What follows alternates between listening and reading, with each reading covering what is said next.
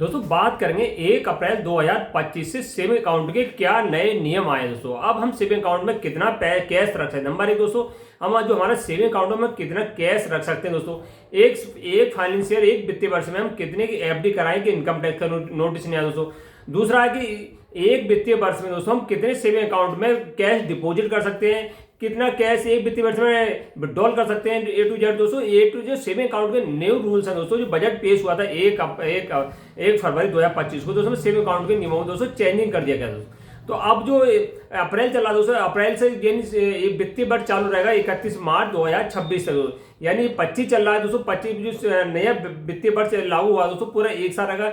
इसमें saving account में क्या नए रूल्स लागू हुए हैं दोस्तों, पूरी वीडियो में इसमें जानकारी आपको मिलने वाली दोस्तों। बने रही शुरू से लास्ट ए टू जेड जानकारी सेविंग अकाउंट से संबंधित आपको बताएंगे। नमस्कार साथियों, अगर चैनल पर नए चैनल प्लीज सब्सक्राइब कर दें, वीडियो को लाइक एंड शेयर कर दें दोस्तों। तो जैसे कि आपको मालूम होगा जो वित्तीय वर्ष होता है दोस्तों 1 अप्रैल से लेकर रहता है 31 मार्च तक दोस्तों, यानी एक वित्तीय जैसे अब नया साल चालू होता है जनवरी से लेकर 31 दिसंबर तक रहता है दोस्तों। मगर जो आयकर विभाग के अनुसार जो नया साल रहता है 1 अप्रैल से लेकर 31 मार्च तक। अगर एक फाइनेंशियल में आपने जो नियम है सरकार की दोस्तों आयकर विभाग के नहीं माने तो आपके लिए जेल जाना पड़ सकता है और लगभग 30 गुना पेनल्टी भी पड़ सकती है। अगर जो आपके जो रूल्स हैं जो सेविंग अकाउंट के कि हम कितना कैश डिपॉजिट करें, कितना निकालें दोस्तों, और कितना एफडी कराएं, एफडी के रूल्स क्या हैं, कितने में टीडीएस कटेगा, पूरी जानकारी ए टू जेड जानकारी दोस्तों आपको इस वीडियो में। तो वीडियो थोड़ी लंबी हो सकती है दोस्तों, ए टू जेड जानकारी बताएंगे फिक्स डिपॉजिट संबंध और सेविंग अकाउंट संबंध और कितना कैश रख सकते हैं दोस्तों, कितनी यूपीआई करें, ए टू जेड जानकारी। जो आपके मन में सारे क्वेश्चन होंगे वो आज हल हो जाएंगे दोस्तों। पहले हम बात कर लेंगे फिक्स डिपॉजिट के संबंध दोस्तों।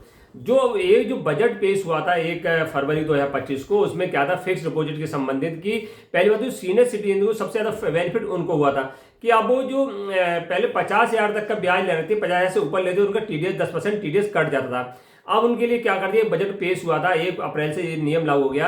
अब जो सीनियर सिटीजन दोस्तों एफडी पर 1 लाख तक का ब्याज ले सकते हैं, उनका कोई भी टीडीएस नहीं कटेगा। जिनका आयु 60 साल से कम है दोस्तों वो 50,000 तक के ब्याज ले सकते हैं, उनका भी टीडीएस नहीं कटेगा। दूसरी बात, अब बात कर लेते हैं कि एफडी कितनी की एफडी कराएं कि इनकम टैक्स का हमारे पास दोस्तों नोटिस नहीं आए। जो तो हो गया जो टीडीएस की बात। जो एफडी का लिमिट है दोस्तों, वैसे तो कोई लिमिट नहीं है कि जितने चाहे उतनी एफडी करा सकते हैं, मगर जो कैश डिपॉजिट लिमिट है एफडी की वो दोस्तों वो है 10 लाख रुपए। यानी एक फाइनेंशियल ईयर में दोस्तों 1 अप्रैल से लेकर 31 मार्च तक अगर 10 लाख तक कैश में एफडी कराते हैं तो आपकी कोई भी तो एक फाइनेंशियल में दोस्तों हम 10 लाख रुपए की कैश में एफडी कराएंगे तो हमारे पास कोई भी नोटिस नहीं आएगा। जैसे ही हम 10 लाख की लिमिट क्रॉस करेंगे 11 लाख या 12 लाख दोस्तों, उसमें क्या होगा, कम से कम 7 साल के अंदर आपको इनकम टैक्स का नोटिस दोस्तों आना तय है। वो नोटिस आएगा क्यों दोस्तों, जो सरकार ने लिमिट जारी करी है वो जारी करी है कि 10 लाख रुपए की एक फाइनेंशियल में दोस्तों आईएफडी करा सकते हैं। आप सोच रहे होंगे कि एक फाइनेंशियल में 10 लाख की, हम तो पोस्ट ऑफिस में गए 10 लाख की एफडी करा दी दोस्तों, या 5 लाख की करा ली, और आप सोच रहे हैं 5 लाख की वहां करा दी और 5 लाख की हमने जाके बैंक ऑफ बड़ौदा में करा दी, 5 लाख की हमने एचडीएफसी में करा दी।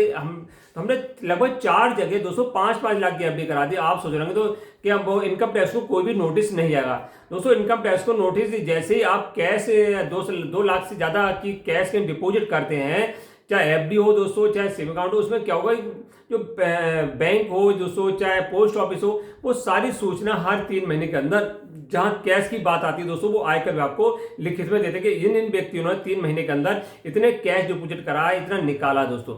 जैसे आपने 5 लाख की एफडी कराई दोस्तों, मान लो आपने पोस्ट ऑफिस में कराई, वो जानकारी आयकर विभाग को पहुंच गई। एचडीएफसी में कराई दोस्तों 5 लाख की, वो पहुंच गई, और बैंक ऑफ बड़ौदा में कराई 5 लाख की पहुंच गई। ऐसे ही आपने 4 बैंकों में कराई दोस्तों, चाहे कोई और यूनियन बैंक हो दोस्तों, कोई बैंक हो, आपने 4 जगह 5-5 लाख की एफडी कराई, तो आप तो सोच रहे हो कि हमने तो एक बैंक से लिमिट 10 लाख की थी, हमने तो 5 लाख की कराई दोस्तों।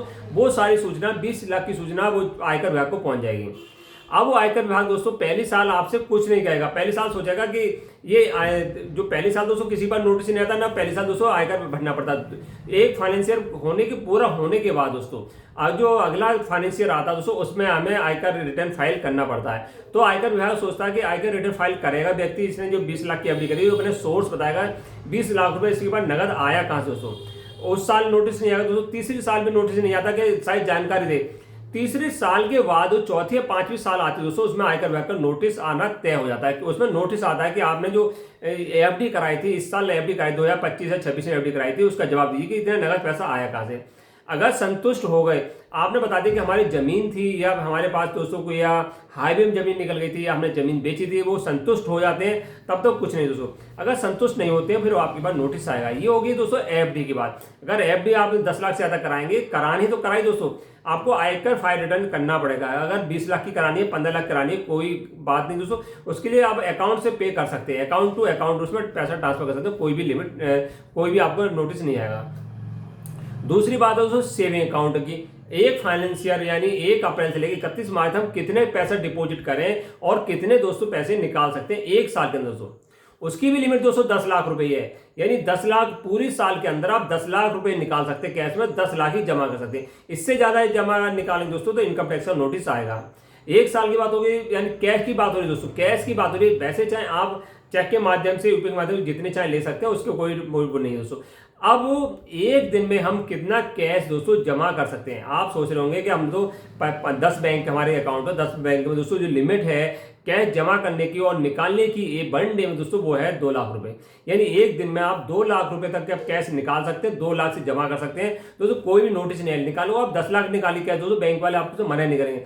बस आपको जवाब के लिए तैयार रहना पड़ेगा। आप 10 लाख भी निकाले किसी साल दोस्तों तो आपको जवाब एक लिख के रख लीजिए, कभी ना कभी नोटिस आपके पास आ जाएगा कि 10 लाख रुपए आपने कैश निकाला एक साथ में और वो इसका करा क्या। तो 10 लाख रुपए आपको लिमिट एक साल की दोस्तों 10 लाख का करना है तो आपको 2-2 लाख करके 5 दिन में निकाल सकते हैं, या फिर 2-2 लाख करके दोस्तों अपने दूसरे संबंधियों में ट्रांसफर कर दीजिए। ट्रांसफर कर बोन निकाल दें तो कोई नोटिस नहीं आएगा। ऐसे जमा करने का दोस्तों, अगर 10 लाख रुपए आपको जमा करने हैं तो 5 दिन में आप जमा कर सकते हैं।